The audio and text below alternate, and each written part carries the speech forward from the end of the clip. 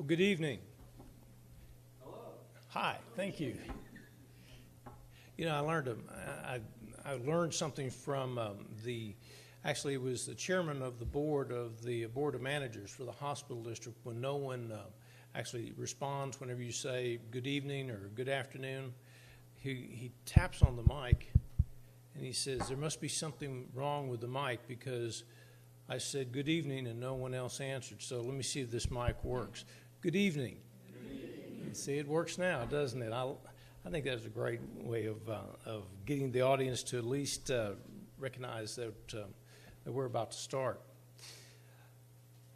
I'm going to make a few comments first, and then I'm going to turn it over to Dr. Lemon. But let me give you just a couple of comments. We're going to have sign language. I'm going to ask that we're also going to have interpreters here. We have one in Spanish and one in Vietnamese. So I'd like our Vietnamese translator to come up first and ask if there's anyone that needs to have translation.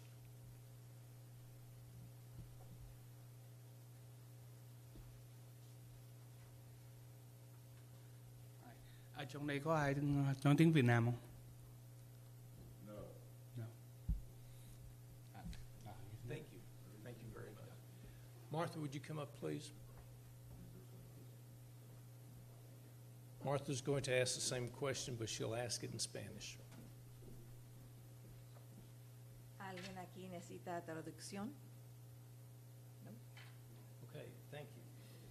If there's no one that needs translation, then we're going to conduct this program in English then.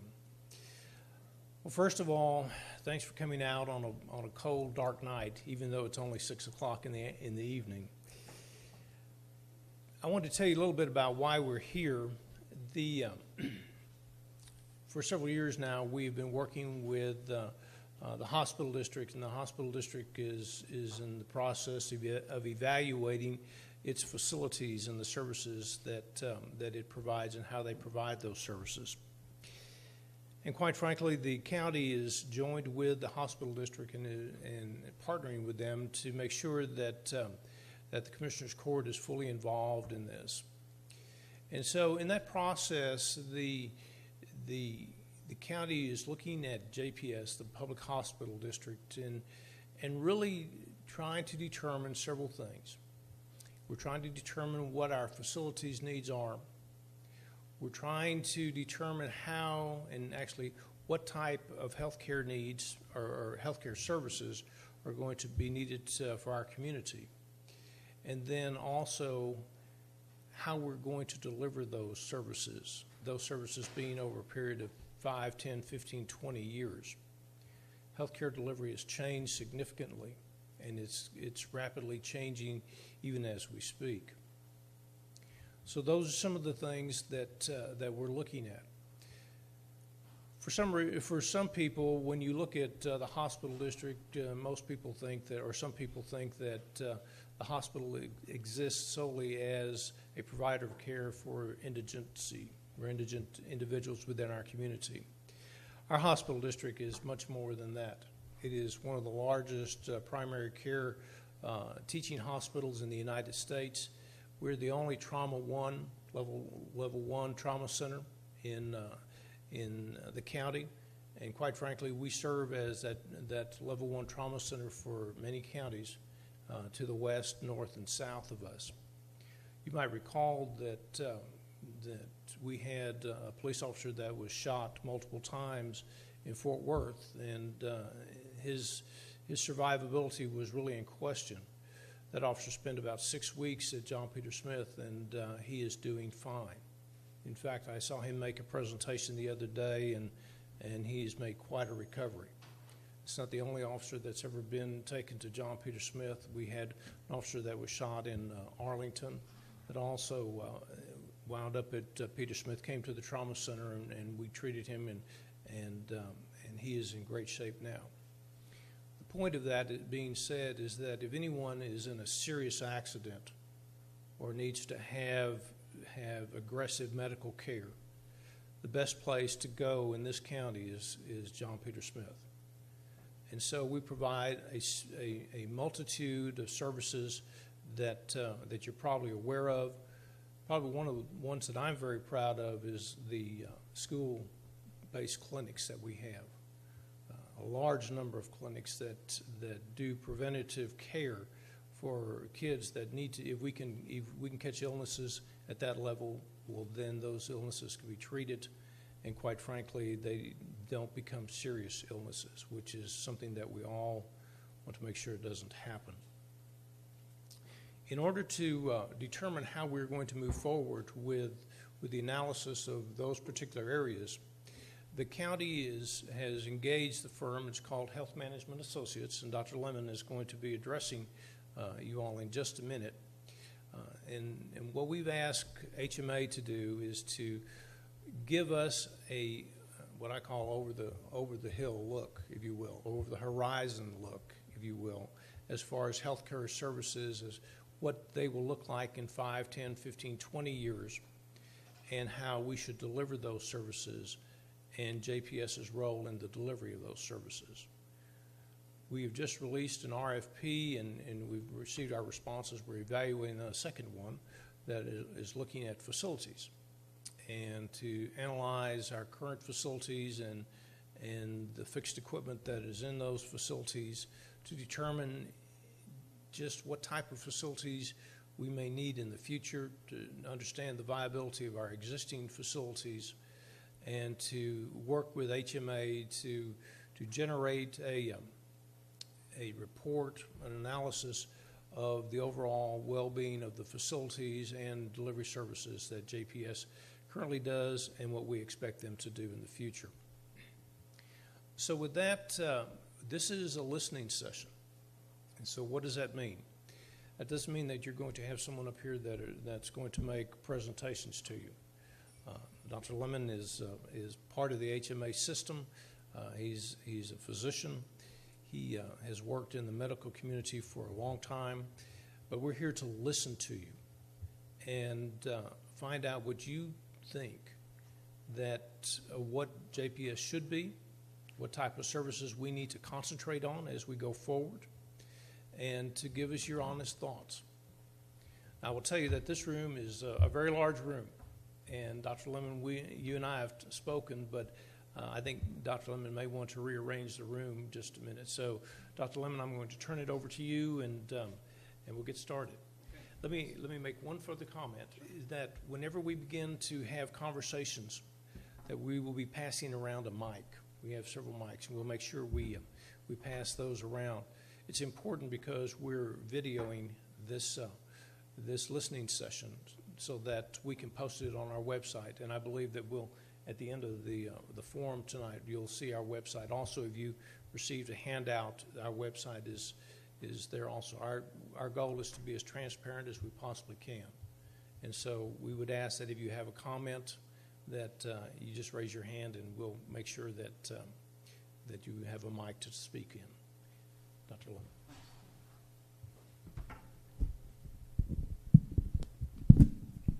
Well, thanks very much. I just want to reemphasize the point that Mr. Manius made, which is that my role here is to facilitate, not to present or not to lecture or anything like that. It's really to facilitate your input, and that's what, after a couple of slides to talk a little bit about what we're doing and trying to assist Tarrant County. Then we'll talk a little bit about some ground rules, which you started referring to. And then I think we're going to try and rearrange things a little bit to facilitate everybody's input.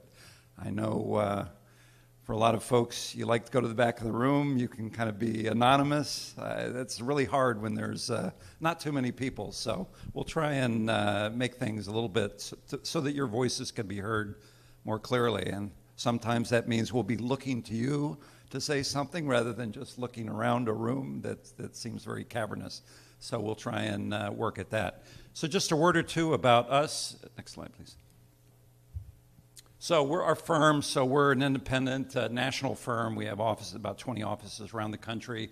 We specialize in publicly funded programs. So we really work a lot around Medicaid issues, policy, but also in the delivery of health care.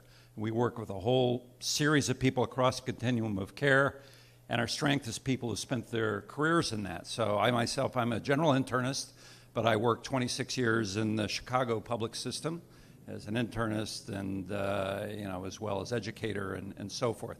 And for the last 5 years, I've worked with HMA, and we've really worked with public health systems across the country. And I think that's why, one of the things that we could offer is that we have an understanding of what public systems around the country are going through, because there are some common themes, no matter what state or no matter what part of the country you're in. Next slide. So, this is a planning, as you can see, long-range planning for Tarrant County. So when we think about healthcare planning, at least these are some of the things that we are primarily interested or focused on. Population growth, which is a big issue in this county. The aging of the population, which is a national issue. The rate of uninsured, which certainly large urban counties all share. Diversity, healthcare issues, and other trends. So these are the kinds of things that we sort of weave into sort of the process by which we approach this. Next slide. So, we talked about a couple of big issues, but this is a big one here right off the bat, and certainly it was part of our understanding through the RFP. But from what we understand, right now you have about 2 million people, and you're going to have 3 million people in the next 20, 25 years, which is a huge growth. And which means when we talk about long-range planning, then that means that lots of issues come into play to make sure that the system is adequately prepared to handle that. Next slide. The other issue that really stands out is 20% of the people in Tarrant County have no health insurance. And obviously that's much higher among lower-income populations. So clearly it's JPS's mission and Tarrant County's mission is to serve the population in every way possible. And that's a big burden financially, and so making sure that dollars are spent in the most efficient and useful way is clearly an important part of getting things done. Next slide. So our approach to the planning, there are kind of 4 elements we think about. So we've been doing a market analysis, looking at Tarrant County and indeed the whole Metroplex area, trying to understand a little bit of the specific trends that are here that are impact on the need for services. We've been spending a lot of time at JPS talking to providers and administrators there, but also other providers in the county, so with the public health agency and so forth.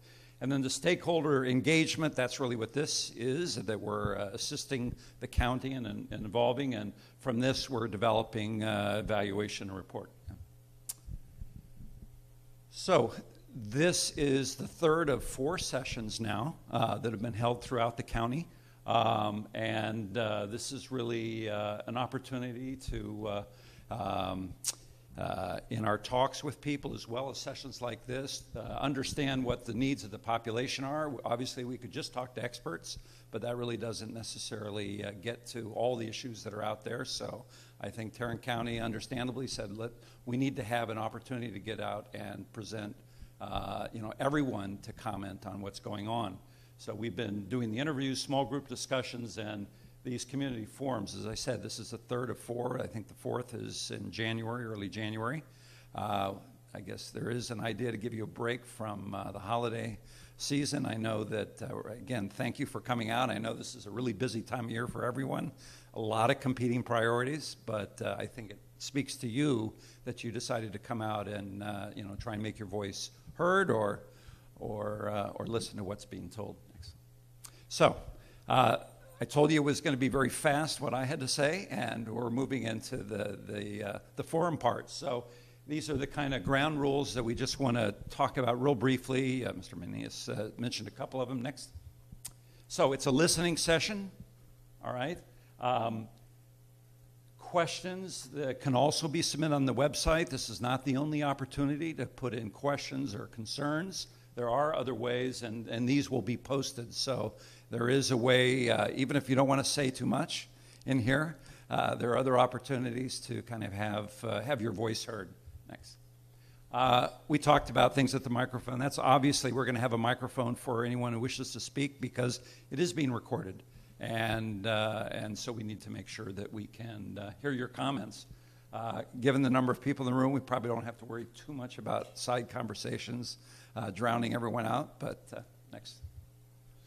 And limit the comment to 3 minutes with the people here. We could probably open it wide open. So if you want to talk a little bit more, you might, I don't think we're going to put the hook on you. So I want to encourage you. I think the point is to hear what you have to say. Next. So, and I said, we'll be calling on people sequentially as they identify. Again, given the number of folks here, we're not going to really have difficulty in making sure everybody gets an opportunity to be heard. So, questions for this evening forum. So how we're framing the opportunity, the listening session, so to speak, how we're framing that is this. Next.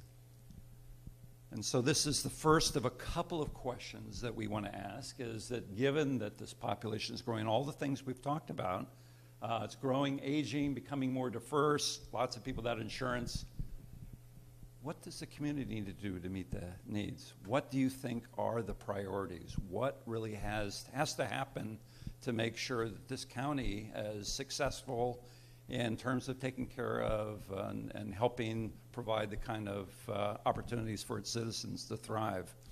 So as we are sort of about to move into that, I'm just going to ask if folks could come up to the first couple rows. That is, if you're not employed by JPS or you're not part of the system, I want to really invite you to come up so we can make sure we hear.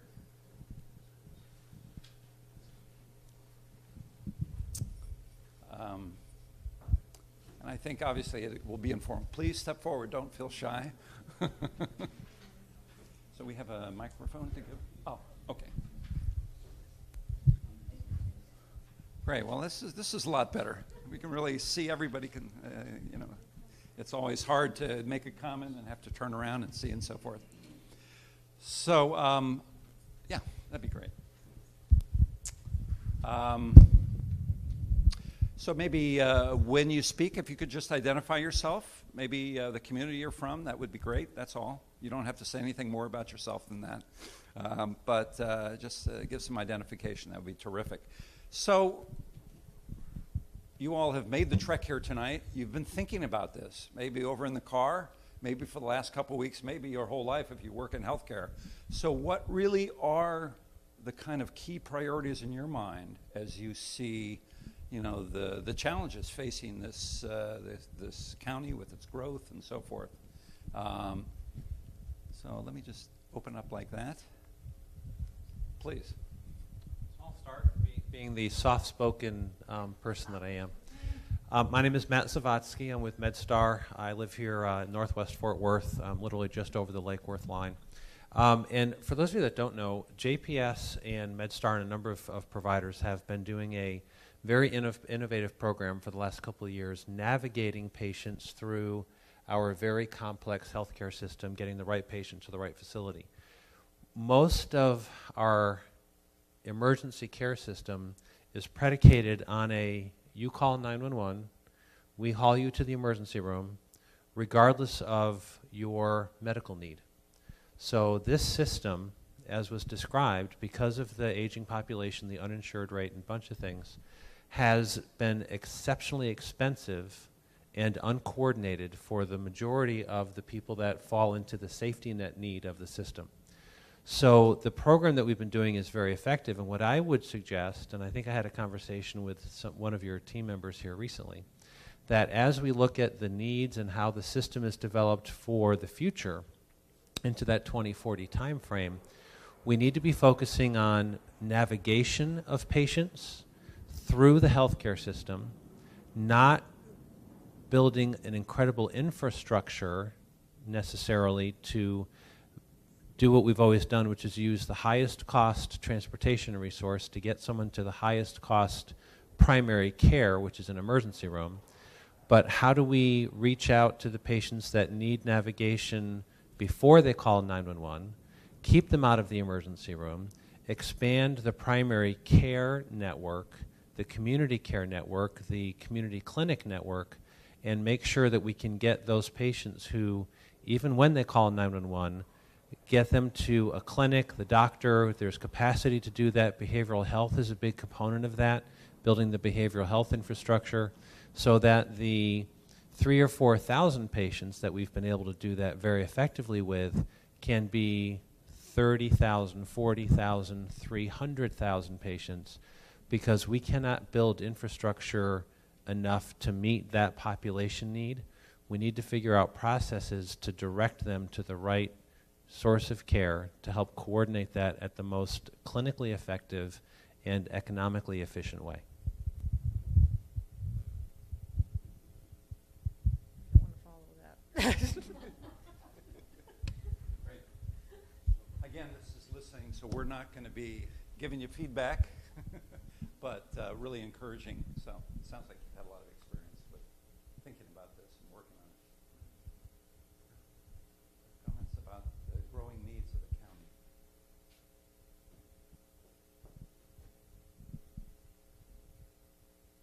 Not a test.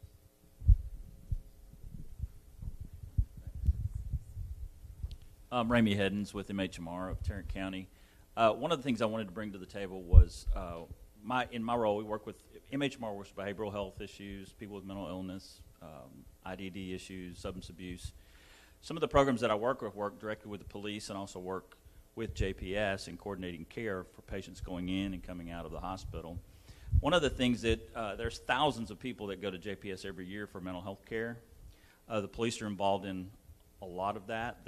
People are taken in voluntary. The police need assistance getting people to the hospital.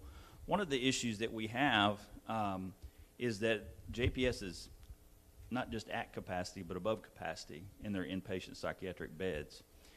And so the amount of people coming into the system is greater than the inpatient bed capacity.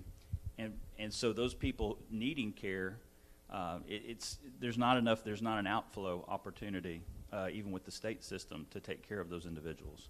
So I wanted to just emphasize the fact that not only is it important that we have those increased inpatient beds to make sure people get the proper care they need in our community, so we can coordinate care in the community, but also that JPS does a good job of working with those officers, trying to ensure that their time is spent, not spent sitting in an ER or waiting on to transfer that patient, but that they're able to get back out on the streets. And they've done a real good job at that. And it's not just taking care of those individuals' mental health needs, but it's a community safety issue too, not just for officers, for families, to have a place where people can go to get those needs met. So I just wanted to make sure that people understood that it's not just we're looking for an ideal situation. We're at a critical situation now with the number of beds and what we need. So something needs to happen quickly for inpatient psychiatric beds.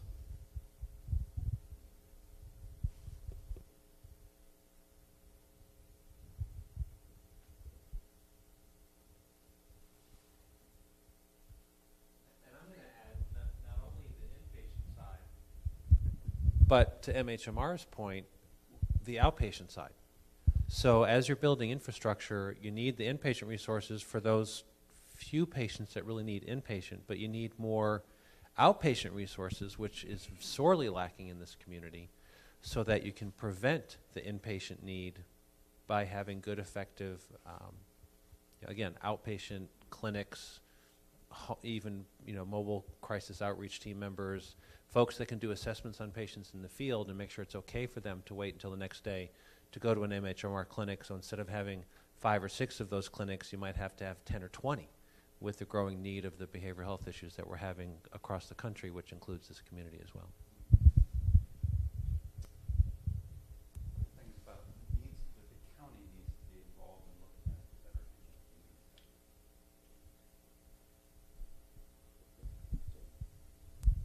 I'm Steve. I'm Steve Townsend. I'm Steve Townsend, and I live half my life in Lake Worth and half in Fossil Creek. What you're talking about is transportation. I heard every one of you. You can build the biggest facility. I don't care how many beds it has. If you can't get them there, you're not helping. The police are the ones that their transportation, you. That's who they call because no one else is there to take them. Correct. We don't have a centralized bus system in this county, and I don't think we ever will. You have 42 municipalities. I can't get two of them to agree on anything. I only have 14. Well, there's one of my mayors. He'll agree with me. The point is simple. You cannot build this facility without incorporating some sort of transportation option for those who, as you're saying right here, are a high rate of people that are impoverished and without insurance. Transportation has got to be part of the program. Yeah, I think that's a real great point, because we think about just health. When we talk about health care, it's a health care issue for them, but there's lots of other pieces of the infrastructure that support and make that happen, as you're saying.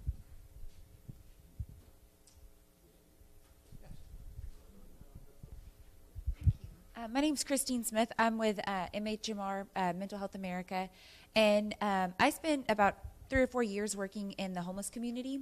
And one, I think, the biggest barrier for JPS, for individuals seeking help, even with like the JPS Connection program, with the Affordable Health Care Act that's taken place, it leaves a lot of people that are homeless without any options, because you have to apply for the federal. I mean, there's so many guidelines and strict, and I don't know if there's a way to get around it, because I know that JPS receives money from the federal government, so or through the government, so I know that they have to abide by those rules. But I can't tell you how many folks would get penalized that I worked with that not only could they not get insurance, but they were penalized for not being able to go, finding a good computer, sitting at it for 2 hours to apply for those through the Affordable Health Care Act application. And then if they, I mean, it's been a minute since I've worked in that population, but I know a big barrier was if they didn't abide by those rules, they didn't have any access to health care besides the emergency room, which, I mean, of course, you're waiting hours upon hours to get maybe a small need met. And so it created a lot of problems and issues, and especially for that vulnerable population that are already transit, and they're hard to, you know, their needs need to be met on a more basic level of safety and food, and so they don't get access to that health care, and so then they are showing up, and typically they don't go unless something's horrible. So it creates these like really complex problems, which I don't think there's a one-fit-all solution, but it was a serious problem that I felt was important, and those people need assistance, they need health care, they need that support. So I would definitely say that would be a big... So what would you say that the community can do to help meet some of those needs? Figuring out a way for those transit individuals. I know that there are individuals who take advantage of the system and that they take that money that they don't necessarily need, but finding a way that for the folks who really do need it, those guidelines and exemptions, I know it was very clear cut like this, that you're either tier 1 or homeless connection, and there's not a lot of wiggle room in between. So maybe finding something that you can fit those folks in, that maybe they aren't able to apply for that Health Care Act, or maybe they weren't in the right arena for it.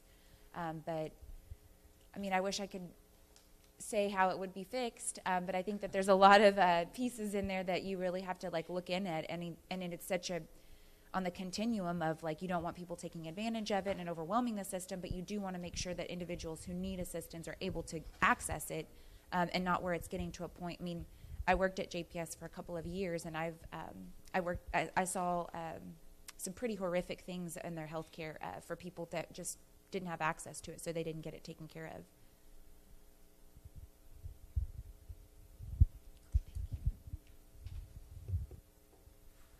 People that came in late, so we've done the presentation. We really have a small number. We're really encouraging you to scoot up if you can, or participate in the circle here.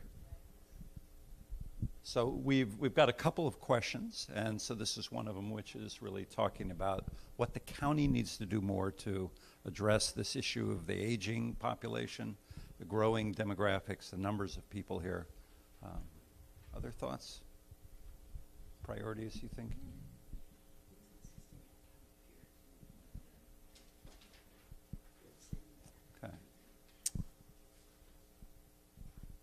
Okay. Excellent. So, JPS is the major provider here.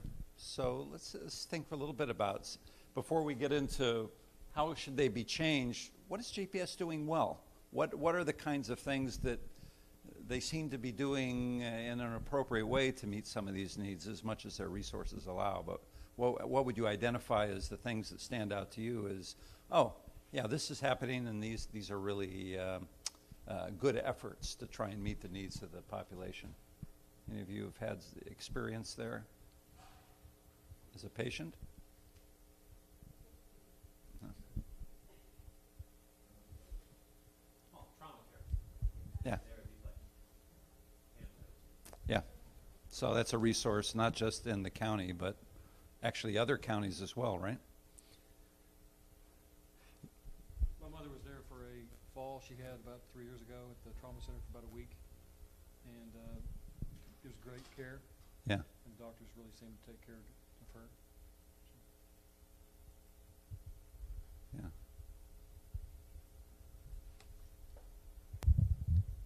Hi, I'm Jill Patton. I both work at the county, and I'm also city council for Westworth Village. And I think one of the biggest problems, I also had experience working at H&R Block, and so I had a lot of clients that came in that were low income, and they didn't understand that JPS was an alternative. To them, it was an emergency care. It wasn't a primary care or available. And I think that that's one of the shortfalls, is helping people to realize that they don't have to wait until it gets to an emergency stage, that there is a facility and there is stuff available. And obviously the transportation is definitely the criteria to getting them there. You've mentioned trauma. You've mentioned some of the kind of high acuity stuff. How about other things that you know, at least it's important? If you've heard it, what have you heard about JPS that's really, you know, says that it's doing, it's top in its class or doing something particularly well?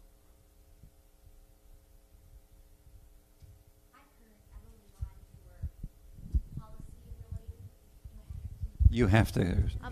Sorry. I've only gone for policy-related meetings to JPS, but I know that they really push positivity of their staff, and you know, people go to the main hospital for very negative reasons, and so I know that they've pushed this culture of positivity, and I know that has affected the community in a good way.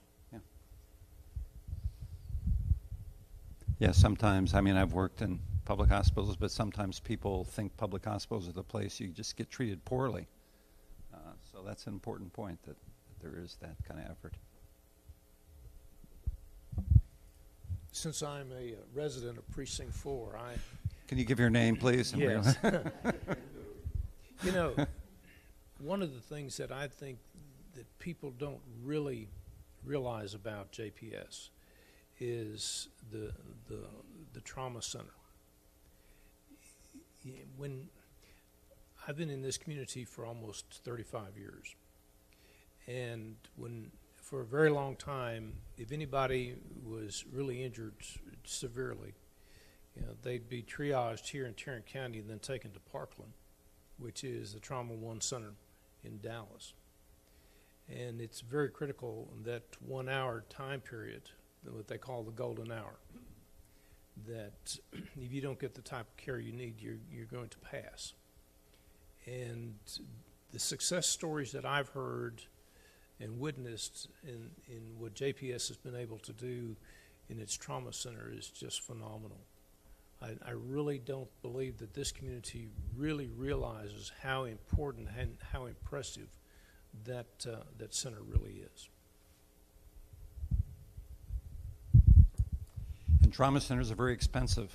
That's the reason that you don't see them all over, because you have to have all kinds of specialists there as backup to be prepared for any eventuality that comes in. So it is an expensive proposition. Well, and the community clinics. JPS does that very, very well. That helps to bring primary care to the areas where it's needed most. The clinics are very appropriately seated geographically, but they are also at capacity. So as we talk about, as we said earlier, the patient navigation, the preventing the ER visits and preventing the admissions, being able to enhance and build and staff, really primarily with the appropriate providers, those community clinics are going to be crucial as this population continues to grow. The other challenge that we're going to have is that by charter, there's a segment of the population that are high healthcare utilizers that cannot receive care at JPS, and those are the undocumented. So as we look at building out the safety net infrastructure for the entire community, the federally qualified health centers, which are the ones that primarily are caring for the undocumented members of our community, are going to need to be bolstered as well. Because if those patients aren't able to get care at the county safety net facilities, then we need to figure out somehow how to have a safety net for them as well.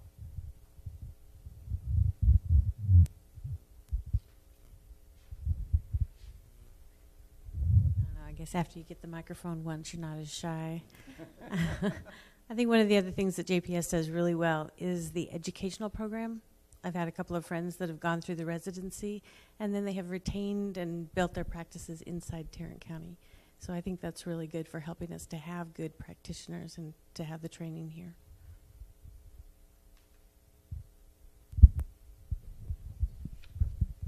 Something that is, they've opened the partial hospitalization programs, so that is, it's not just goes from inpatient to transitioning out. They have like steps down, and so it's not, I mean, such a huge transition, and I think that's great.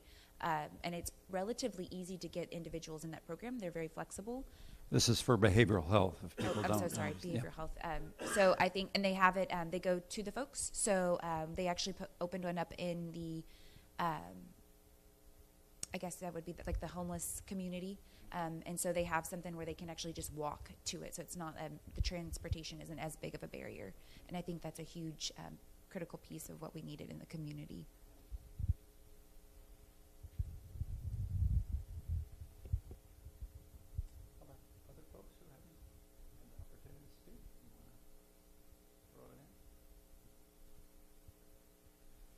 Well, you know, we've talked about what are they doing well. Well, what do you think? Maybe this will bring up some of the people that haven't spoken. But what do you think JPS should do to better meet the needs of the community? I mean, you've talked about, in saying what they do well, you've talked about capacity limits, you know, and that's a big issue, obviously. But what are some of the other things that they need to do? Now, we talked about services they provide, but also other ways that they can meet the community's need better. What relationships they could have, networks they could build. I mean, not just as a single institution, but maybe working with partners in different ways. What are your thoughts on that? Are you thinking about that? If you had to pick one thing that you think that they needed to focus on more, what would it be? And I'll call on you.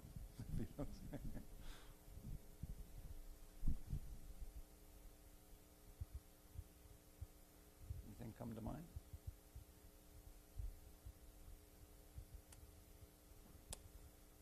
They're doing everything so perfectly, there's nothing, huh? I think you're being prompted to speak here. Well, this doctor was trained there. You're a physician. Oh, great. And you were trained at JPS, so right next to you. Oh, there. I was mostly listening, but my name is Steve Simmons. I trained at JPS starting out as an intern, then I was resident, served as chief resident there. Took a job as staff, served as program director there. So I've been listening to all the different comments. I can definitely appreciate what was talked about with transportation. Just a real quick story. I had one night in the ER. Older lady came in. I was assigned to go see her. She was brought in for chest pain, EKG. And when I got to see her, she wanted to tell me about this rash that she had. Long story short, she essentially used the ambulance to come in because she didn't have transportation, and we wound up essentially treating and releasing her that night. So transportation is very important. I think, with that. The specialty programs and the training programs of JPS are very, very good, and they've been good from the time that I was there and even a long time before that. If you're going to increase your services into the community and potentially help take the pressure off of the emergency room and the emergency services to be used as primary care clinics, you still have to staff those areas. And our residents, time and time again, I think provide really good care at real good cost, toward the district, as opposed to some of the other ways that we can do it. So expanding into the community and expanding the services that are available in specific locations will probably help to reduce the amount of patients that are possibly using the higher level services and the higher cost services that don't necessarily have to use those. Do you have some thoughts about what types of residencies need to be expanded or increased? It sounds like you've had a lot of experience there. Well, the primary care residency there was the largest in the nation. I think it probably still is. I'm a few years removed from working at JPS. All in, I was 11 years total. And at the time, we had the largest primary care residency, and I believe that it still is. In particular, those residents are out in the community clinics, and they are taking care of the patients. And there's many, many times that you can prevent someone from going to the ER or having to use even the urgent care just by having enough available time in the clinics and being in the location where they're at. And so that is, I think, going to happen if you want to reduce the pressure and the demand of using the trauma center or using the emergency services in the downtown area.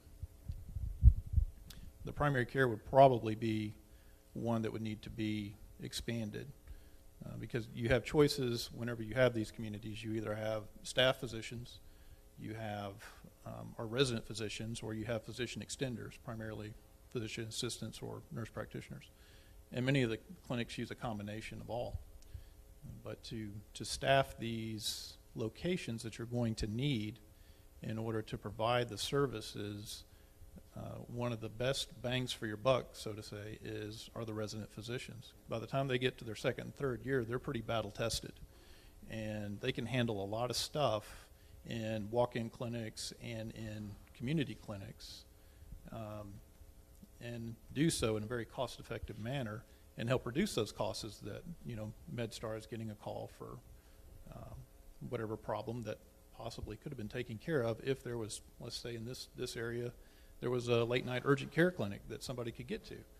And that would just be my thought on those particular things, because it does get very expensive from the standpoint of transportation and for what people go in for, and when they have to be transported from long areas of the county all the way downtown for something that really probably could have been handled in an urgent care right down the road if we had it available. And there's no care coordination. So in those cases where they go to the emergency room, it's likely that their follow-up care might be in the emergency room, but the reality is that we need to get those patients connected with a patient-centered medical home, that the neighborhood clinic can become their continual source of care, because when they go to the emergency room, the residents are great, the attendings in the ER are great, but they're going to experience that patient for an hour and then hand that patient back off to the community, and there's been virtually no care coordination.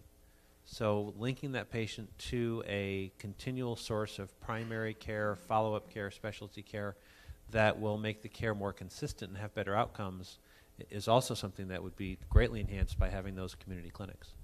Well, what you'll see a lot of times is someone will go, they'll get treated in the emergency room, they'll get discharged, they'll be given perhaps an appointment for follow-up care, and it might be 2 months into the primary care clinics.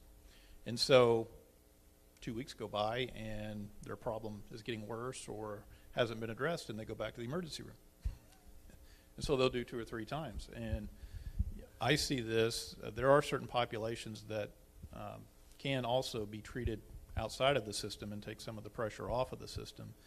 We do treat some motor vehicle accidents in our practice, and what we see a lot of times is that the patients are seen, they're discharged, their follow-up visits may be such that it's so long that they wind up going back to the ER, and you kind of get into this cycle.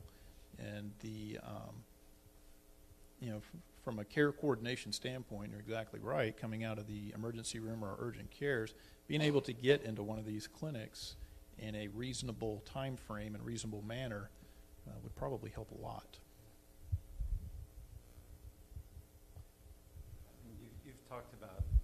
You've talked about physician trainees and the shortage of primary care providers, but I'm sure a lot of you have exposure or run up against a lot of other types of personnel in the healthcare system. Many of them get trained at JPS.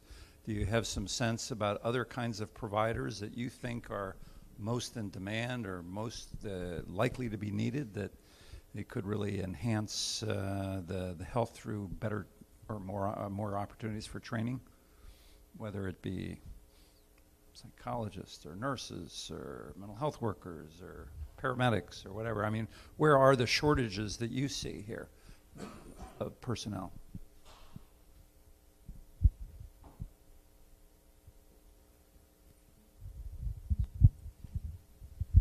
Really short comment, but JPS does a great job of working because of the residency program, the training program for psychiatrists, et cetera. I mean, that's a shortage statewide. But we're fortunate, and we continually need more in Tarrant County. But that's a good resource, and any expansion of that would definitely be a positive.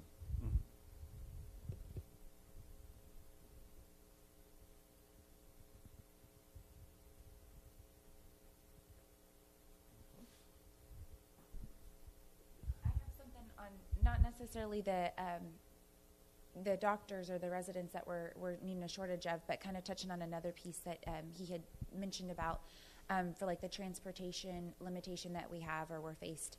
I spent some time in England, and they're very proactive. I mean, obviously they have a universal healthcare system, so their government is very much invested in making sure their people are healthy. But something I thought was super amazing is they send out like test kits. So if prostate cancer is really common, or I'm sorry, colon cancer is really common to start at 50, they send out like test kits at home so that they can just mail them back, and they can take the test there. So then it's a very proactive approach, and it's not waiting till it's to a point where they've gone past where it's critical. And so I don't know if it's possible to do something like that, but for the individuals who are being seen or who have a primary care physician at JPS, maybe that is an option where you can do stuff sent to them where they could do something more at home or on their own for more preventative care, I guess.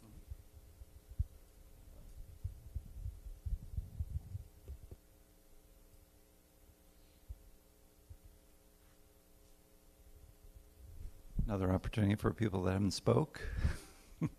This is an opportunity to just make your voice heard. I know some of you might want to email in. That might be a little easier. But again, if you have some comments or things you want to say along the veins we've been talking about.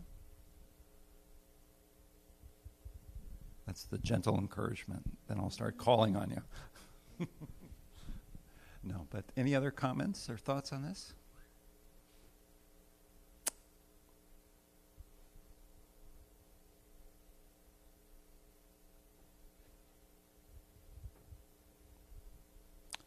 So we are going to wrap it up, but I'm going to give you one more chance to if